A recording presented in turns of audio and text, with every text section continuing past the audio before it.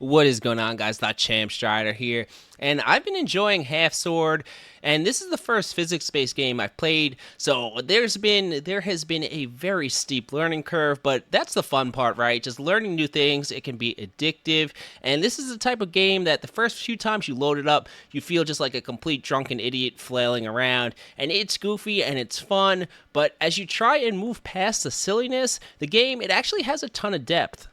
And while I still have a ways to go with my progression in the game, I've learned enough where I think I can point you guys in the right direction so that you can feel like you have an understanding of the game's mechanics. And of course, as we dive in, if you find the video helpful at any time, subscribe.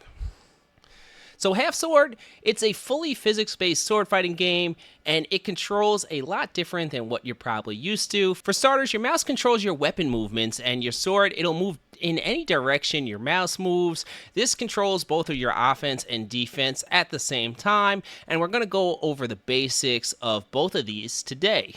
And now before we do any playing, all right, the first few times I played, I was a complete drunken fool. My mouse was flying around everywhere and I had no control over my sword. So the first and maybe most important tip I'm going to give you guys is you need to go into your settings and significantly lower your mouse sensitivity. Mine is cranked almost all the way down and I play at 800 DPI, so it's very low sense, and this will allow you to be much more subtle, precise, and calculated with your strikes. So now let's talk about basic offense in Half Sword, and I'll primarily use two-handed weapons in this video. Now there are a few primary forms of attacks. Let's start with the slash, which that's our bread and butter, and of course we're going to move our mouse in a horizontal motion to perform a slash. But now I want you guys to key in on two kind of ways you can do a slash, and this is a light attack and a more heavy version. Now, watch right here as I move through my kind of stance, and I'm moving my sword around. I'm going to quickly swipe in the direction I want to swing, and what I do not do here is I don't wind up my slash at all. I'm basically throwing this directly from my stance, no wind up. So the light slash, think of it more as something like a jab in fighting. It's going to be one of your quicker attacks. Now my heavy slash, I'm going to do exactly what you think. I'll wind up by moving my mouse to, let's say, the right, and then quickly swing horizontally to my left. Now the speed and force applied here will of course make it do more damage, but again, these attacks now, because they're a little bit longer, it's going to be easier for your opponents to read and block. And of course, you want to mix these attacks in depending on circumstance and opponent. Against a highly armored knight, you may struggle to produce enough blunt force trauma to throw them off balance with a light attack. However, against an unarmed opponent, one quick strike can end a fight. And again, if they have a helmet or something on, you might need that heavy attack to concuss them and knock them off their feet and finish them off. Now you also have an overhead strike where you pull your mouse straight up and then straight down, and these can be nice too, especially if you can hit the head, if it's flesh that is, or if you're using a blunt weapon and you land on the helmet. Those can be kill shots with one hit, but you got to be kind of careful because if you hold your weapon up over your head for too long, your whole body is exposed because you use that blade for both offense and defense. So you got to kind of be careful when you mix these in, and you don't want to just sit with your weapon straight above your head for too long, as if someone throws an attack at the same time, if they land first, your blades will not interact and you'll just probably die. Now the last attack is kind of tricky to pull off, and that's a stab. So to stab, you hold down the Alt key and you move your mouse directly up and then down. Stabs, they can be really nice because they can find those gaps in enemies' armor and they can get stuck in flesh for a kill shot. If you throw it at an opponent who has a visorless helmet, or you throw and hit the neck, it's pretty much always going to get stuck for an instant kill. Even the gaps under the armpit in the armor, you can hit in there and you're probably going to kill the guy.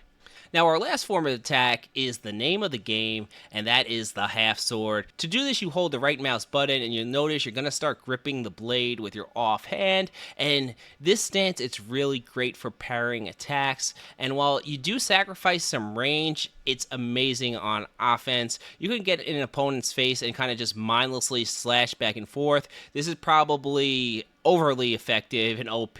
Personally, I don't find that playstyle too fun, but it is effective. But I want to point you guys out that if you use this kind of calculating, the slash on a half sword attack is actually super effective if you swing your mouse to the right and then back to the left, because you're landing that slash, if you time it right, with the point of the weapon, and this works wonderfully when thrown at kind of head neck level, as you can find again those gaps in the armor and get the blade stuck right in your enemy's neck.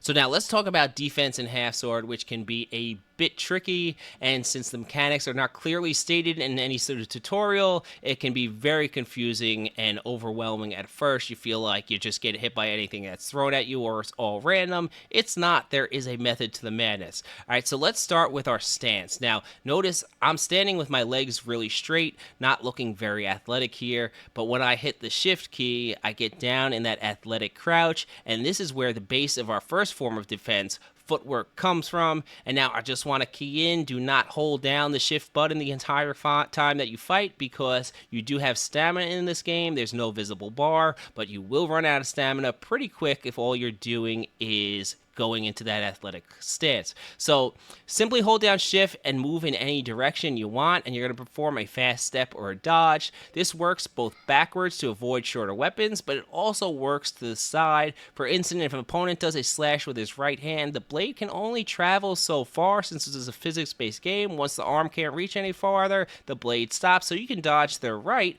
avoiding his slash, and then respond. Avoiding attacks is probably the strongest and easiest way to abuse the computer in this game. The AI, it seems to fall for this continuously. However, it's not the most satisfying way, as blocking or parrying attacks can just feel insanely rewarding. So how do you do this? And well, there are two basic ways, and we call it passive and active parrying. When you're in your stance, weapon in front of you, there is a light auto parrying feature in the game. Think of this like aim assist in an FPS. It might not do all of the work for you, but it'll help you out quite a bit. To activate passive parry, you need to just angle your weapon at your opponents while holding your blade out in front of you. Now, you can kind of pre-plan this, and if an opponent is holding his weapon out to a specific side or over their head, you can begin kind of angling your blade towards it. And this feature specifically is why I recommend lowering that mouse sensitivity, so you can make very mild blade adjustments, as if you pull your weapon too far from your fighting stance, you'll no longer get that assisted parry. Now, active parry, in theory, it sounds easy, but it can be harder to pull off in real time. To active parry, you simply see an enemy's attack coming at you, and you swing your blade at it. The blades will clash, and you can now perform your post or counter attack. This, in my opinion, is the most satisfying mechanic in the game. It just feels so good to see a strike coming at you and just bat it out of the way before countering for a kill. And remember earlier we talked about half swording when we talked about offense, right? Half swording, it works really good on defense if you want to just kind of stand your ground and active parry attacks, especially against overhead attacks. You get that two-handed kind of overhead grip and can just send those attacks flying before countering with a short, I want to say stab, but it's kind of like a slash stab. Alright guys, I hope this is enough to get you started in half sword. This guide's really intended just for people who tried out the game like it's kind of ridiculous, kind of fun, but they really don't know what they're doing and want to dive a little bit deeper into it and feel like they can calculate what they're doing. I feel like there is a ton of potential for skill expression in this game, and I'm sure as the game is released for a little bit longer, people will figure out some very creative ways to manipulate the swords in the coming months, and I'm excited to see it. Really enjoying this game, and if you enjoyed the guide, be sure to subscribe again. All right, champ out.